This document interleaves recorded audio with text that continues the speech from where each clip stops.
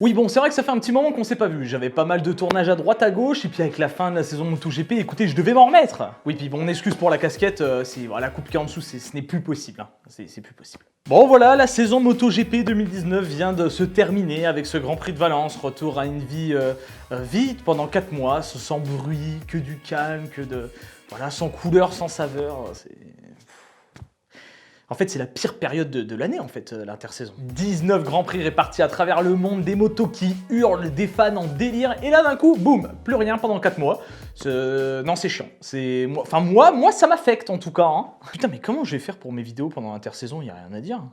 Bah par chance, j'ai encore beaucoup de choses à vous dire à propos du MotoGP. Mais avant de parler d'autres sujets, on va déjà faire un petit bilan de cette saison 2019 si vous le voulez bien, parce qu'il y a quand même pas mal de choses à dire. Bonjour à tous et à toutes, c'est Ken Piche et bienvenue dans cette nouvelle vidéo. Ça fait quand même 2 semaines qu'on s'était pas vu, hein. Moi j'ai trouvé le temps long et j'espère que je vous ai manqué un petit peu quoi. Bon, pour rien vous cacher, je pense que vous l'avez vu sur mon Instagram qui d'ailleurs s'affiche juste ici, j'ai fait un énorme tournage avec des guests il y a 2 semaines. Bon, je vous en dis pas plus, mais quand ça va débarquer, vous ne serez pas prêt. Et vous inquiétez pas, ça parlera de MotoGP bien entendu. Bon alors cette saison 2019, c'est quoi le bilan que j'en tire hein? Car oui, c'est une vidéo personnelle. Donc forcément certains ne verront pas du tout les choses de la même façon que moi et seront donc en contradiction avec moi. Et c'est le moment pour vous du coup de me dire en commentaire si vous n'êtes pas d'accord ou d'accord avec moi, de me dire aussi votre bilan, votre top, votre flop, enfin voilà. Libérez-vous dans l'espace commentaire, je dirai tous vos coms. Je vous propose tout d'abord de commencer par la Moto 3. Et comme chaque année, j'étais encore une fois pas déçu avec la Moto 3. Hein. Les courses sont toujours magnifiques, remplies de bagarres, de suspense. Enfin bref, les jeunes sont tellement fous qu'ils nous offrent du spectacle incroyable dans cette catégorie. En Moto 3, rares sont les fois où un pilote est parti devant et a gagné la course, comme le faisait Danny Kent lorsqu'il a été champion du monde en 2015. Mais par contre, comme Danny Kent, c'est encore un pilote léopard qui vient chercher le titre de champion du monde puisque c'est Lorenzo Dalla Porta, l'italien. Et pour le coup, en fait, la saison elle aura été pas mal disputée parce que Lorenzo Dalla Porta, il aura remporté seulement 4 courses des 19 cette saison. Donc autant dire qu'il avait de la concurrence, le garçon. Bon, il aura quand même été titré avant la dernière course, mais c'est quand même une saison qui compte pas moins de 12 vainqueurs différents, et ça c'est énorme. Et c'est ce qui fait la beauté de ce championnat Moto 3 en fait. Comme je le disais, les gamins ont tellement peur de rien, sont tellement fougueux, qu'ils vont chercher des dépassements dans des trous de souris ou se perdent, enfin bref. C'est un spectacle absolument incroyable, la Moto 3, et rares sont les gens, à mon avis, qui sont déçus.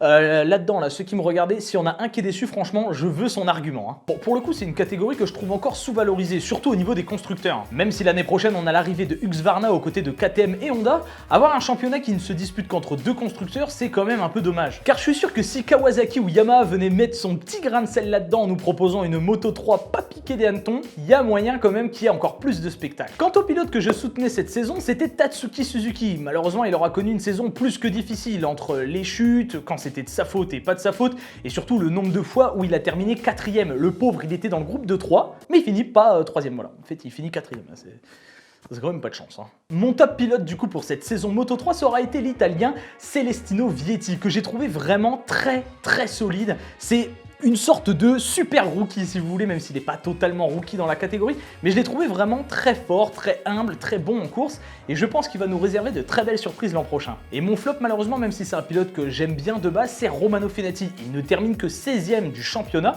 alors qu'en fait, le mec, il a tout pour gagner. Il a l'équipe, il a le mental, mais il n'a pas la régularité en fait. Ça, c'est vrai que niveau régularité, c'est pas le champion. Hein. Passons à la Moto 2. Et là, la Moto 2, mais quel régal cette saison 2019! Depuis que la catégorie existe en 2010, il n'y a eu pour moi réellement que la première saison et les 2 où Johann Zarco a été titré qui m'ont vraiment fait kiffer quoi. Très honnêtement, le reste c'était pas fou. Je trouvais que la transition entre 250 et Moto 2 était bien, mais en fait on se retrouve avec une catégorie qui était hyper fade. En fait le coup de mettre des moteurs uniques ça peut niveler certes, mais il y en a qui étaient beaucoup trop bons et d'autres beaucoup trop en dessous en fait. Bon déjà je pense que l'arrivée des moteurs Triumph dans cette catégorie cette année aide énormément le plateau. Car même si avant je trouvais ça fade, il faut avouer une chose, ce cru 2019 était incroyable et je pense que c'est en partie grâce à Triumph. On a de l'électronique, des moteurs plus puissants, des pneus plus larges et on se rapproche un peu plus des motos MotoGP et ça nous a offert des bagarres vraiment intenses. Et là pour le coup, moi qui se plaignais qu'il n'y avait pas d'action en Moto 2, là franchement, cette catégorie Moto 2, ça a été un vrai régal. Pour ma part, dans sa globalité, je trouve que la saison Moto 2 a été vraiment incroyable et celui qui sera titré champion du monde de cette catégorie, c'est Alex Marquez, le petit frère de Marc. Et bon, le petit frère Marquez, il n'a pas volé son titre, hein, loin de là, il a été très solide, mais ça s'est vraiment joué à rien sur la dernière course. Bon certes, il a été titré avant la dernière course, d'ailleurs comme Lorenzo Dalla Porta et Marc Marquez en Moto MotoGP, ça les gars, faut arrêter. Mais en fait, si je me trompe pas, il a été titré avec 28 points d'avance, ce qui fait que s'il chutait au Grand Prix suivant et que Brad Binder, second, gagnait, il n'y aurait que 3 points d'écart en fait. Et c'est ce qui s'est passé. Et Alex Marquez est tombé à la dernière course et Brad Binder l'a gagné. Et du coup, Brad Binder n'était qu'à 3 points d'écart. Donc ça s'est joué à vraiment que dalle. Et en plus, pour le coup, Brad Binder, c'est vraiment le pilote que je suivais cette saison. Si vous regardez mes vidéos et que vous êtes un habitué, vous savez que j'adore ce pilote. Et ben là, quelle saison, mes amis. Voilà, quelle saison de Brad Binder qui aura été vice-champion du monde avec seulement 3 petits points d'écart. De quoi bien frustrer. Hein. Vraiment, ça doit bien faire chier. Ce qui est dommage avec Brad Binder et KTM, c'est que c'est souvent après la mi-saison que ça commence à matcher, qu'on commence à gagner des courses, etc. Avant, à la première partie de saison, c'est toujours un petit peu plus compliqué et c'est là aussi qu'on perd des points. Mais tout de même, ça reste un excellent pilote et il aura montré tout son potentiel au guidon de cette Moto 2 et pourquoi il va en MotoGP l'année prochaine. Tout ça pour dire que cette saison 2019 en Moto 2 a été pour moi la plus belle des saisons depuis que la catégorie est apparue en 2010 et ça, je ne reviendrai pas là-dessus. Concernant mon top pilote du coup de cette saison Moto 2, ce sera bien entendu Brad Binder. Entre son style de pilotage, son agressivité en course et surtout sa rage de vaincre en fait, ce mec-là dans les derniers tours, c'est un monstre. Ça fait de lui vraiment mon coup de cœur une nouvelle fois cette saison. Quant à mon flop, ce sera Lorenzo Baldassarri. Baldassarri que je voyais vraiment limite dominateur cette saison. Il aura été d'une irrégularité rare et il n'aura fait que très peu de bons résultats. Passons désormais à la MotoGP. Et contrairement à la Moto 2, cette année en MotoGP, je me suis fait chier, mais c'était nul. Bon, non, c'était pas nul, mais personnellement, je me suis pas mal ennuyé. Quand on voit qu'il y a eu des saisons en 2016 où il y a eu 9 vainqueurs différents, et que là, cette saison, Marquez, il a juste roulé sur tout le monde. Hein. Il s'est promené comme ça, à droite à gauche, il a gagné des courses, voilà. Bon, Marquez, il a vraiment fait sa vie en fait en 2019, puisque à part finir deuxième ou premier, en fait, il a fini que deuxième ou premier. Ah, il est tombé à Austin aussi. Mais à part ça, il a fini deuxième ou premier. Et j'ai absolument rien contre Marquez, c'est un pilote que j'apprécie beaucoup, il est toujours souriant, il fait le spectacle en piste, il est même très fort, et ça franchement ça fait plaisir son style de pilotage. Par contre, sa surdomination, c'est quelque chose d'hyper frustrant, autant pour les pilotes que pour les téléspectateurs. Et pour le coup, personne n'aura été en mesure de faire peur à Marquez cette saison. Il a enchaîné encore les rattrapages et les chutes sans gravité, prenant victoire sur victoire, point sur point. Et on connaît la recette, hein. Il cherche la limite, il la trouve, il l'exploite et il gagne, tout simplement. Et je pensais vraiment que cette saison, Andrea Dovizioso, il allait vraiment encore plus évoluer, vraiment gêner Marquez au possible et même pourquoi pas aller chercher un titre. Et en fait, pas du tout. La saison de l'Italien aura été très irrégulière, mais il ira tout de même chercher une place de vice-champion du monde. À 151 points de retard sur Marquez. Mais il est vice-champion. Hein. Bref, du coup, Honda et Marquez cette saison, ça a vraiment été le coup de massue pour quasi tous les pilotes. Surtout pour un certain Valentino Rossi. Pour le coup, Rossi, il aura vécu l'une des pires saisons de sa carrière. Hein. Il terminera 7ème du championnat, s'offrant 2 petits podiums quand même au début de saison, et c'est tout. Pas de victoire, rien, pas de triomphe, rien du tout. Donc autant dire que Rossi, il a pas plus kiffé sa saison que ça, à mon avis. Hein. La raison ? Je sais pas trop en fait. Pour moi, je pense que c'est le physique qui doit pêcher pour Rossi. On voit les pilotes de plus en plus taillés pour la course, de plus en plus forts physiquement, et lui, il a quand même 40 ans. Ok, il reste très bon, très fort, mais il a 40 ans et le physique, il n'est pas le même que celui d'un Quartararo qui a 20 ans. Puis bon, on est d'accord, la Yamaha n'est pas spécialement hyper compétitive, mais c'est pas totalement une excuse puisque Vignales et Quartararo arrivent, eux, à faire des résultats avec cette même moto. Bon, je vais pas m'attarder sur tous les pilotes du coup, mais côté Yamaha, c'est pas la fête. La moto est pas encore au top, mais on commence à trouver des choses. Côté Ducati, pourtant, la moto semble bien, mais là, c'est les pilotes qui ont vraiment un problème. Très honnêtement, j'ai pas trouvé qu'Andrea Dovizioso et Danilo Petrucci étaient plus forts que les saisons précédentes, au contraire. Et pourtant j'y ai cru puisque la première course au Qatar a été gagnée par Dovizioso et quelques courses plus tard c'est Danilo Petrucci qui viendra s'apposer au Mugello. Donc je me suis dit ok, Marquez va peut-être se faire arrêter par Ducati cette année. Je me suis planté en fait, hein. Vraiment je me suis bien planté. Chez Aprilia, il n'y a pas grand chose à dire chez Aprilia. Il n'y a vraiment pas grand chose à dire, c'est toujours pas dingue. Hein. Vraiment on attend la saison prochaine pour la nouvelle moto mais celle-ci elle était pas ouf.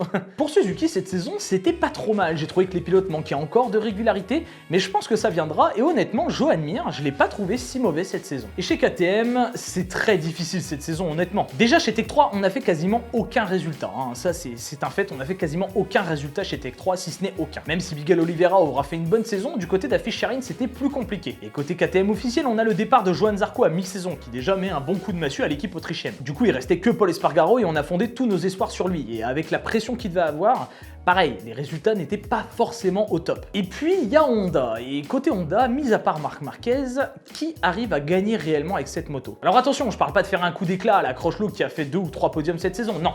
Je parle de gagner des courses et jouer un championnat.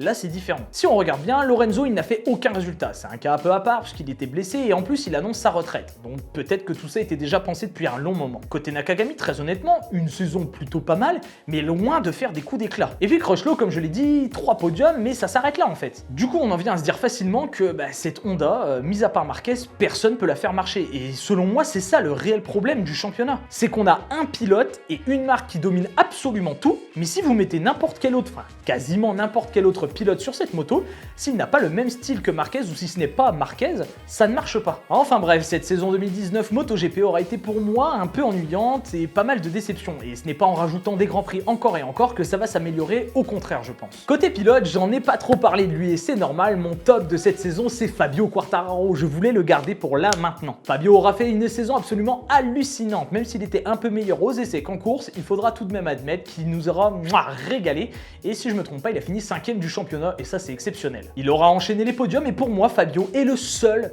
de tous les pilotes à avoir été en mesure de faire peur à Marquez, enfin au moins le faire un petit peu suer, transpirer quoi. Donc voilà, ça annonce la couleur pour le français en 2020, j'ai vraiment hâte de voir ce qu'il nous réserve. Et côté flop niveau pilote, très honnêtement j'hésite entre Valentino Rossi et Danilo Petrucci. Je vais pas mettre Jorge Lorenzo, lui il a une saison bien à part avec ses blessures, l'annonce de sa retraite.